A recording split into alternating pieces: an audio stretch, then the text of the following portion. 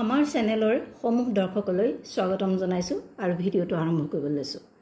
যিসকলে আজি প্ৰথমবাৰৰ বাবে চাইছে তেখেতসকলক আমাৰ চেনেলটো ছাবস্ক্ৰাইব কৰি ল'বৰ কাৰণে অনুৰোধ কৰিলোঁ আৰু ভিডিঅ'টো চাই শেষত লাইক আৰু শ্বেয়াৰ কৰিবলৈ যেন নাপাহৰে। আজি আপোনালোকলৈ পদ্মিনী বাই মাৰ্চাৰাইজ কটনৰ কেইখনমান চাদৰ আগবঢ়াইছোঁ।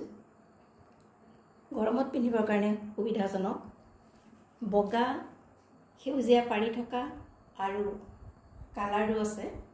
এয়া আপোনালোকলৈ আগবঢ়াইছোঁ। কেমেৰা গৈছে আপোনালোকে বিভিন্নখন চাদৰৰ কালাৰ কেনেকুৱা আঁচু কেনেকুৱা আপোনালোকে ভালধৰণে চাই লওক। প্ৰতিখন ভালধৰণে চাই লওক আৰু আপোনালোকৰ যদি পচন্দৰ ভিতৰত পৰে আপোনালোকে এটা স্ক্ৰীনশ্বট মাৰিব আৰু আমাৰ হোৱাটছএপলৈ প্ৰেৰণ কৰিব।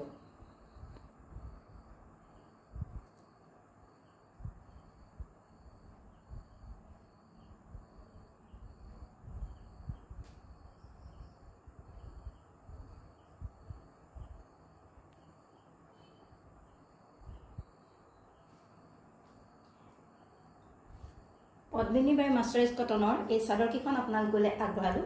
যিখন চাদৰে আপোনালোকৰ পচন্দৰ ভিতৰত পৰে সেইখনৰে একোটা স্ক্ৰীনশ্বট মাৰিব আৰু আমাৰ হোৱাটছআপ নম্বৰত পঠাই দিব, যিটো আমাৰ স্ক্ৰীনত দিয়া আছে।